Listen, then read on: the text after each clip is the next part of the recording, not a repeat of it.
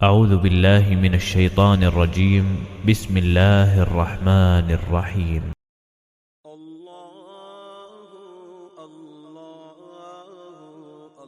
حضور اکرم صلی اللہ علیہ وسلم فرماتے تھے، حلال کھلا ہوا ہے اور حرام بھی کھلا ہوا ہے، اور ان دونوں کے درمیان بعض چیزیں شبہ کی ہیں جن کو بہت لوگ نہیں جانتے کہ حلال ہیں یا حرام۔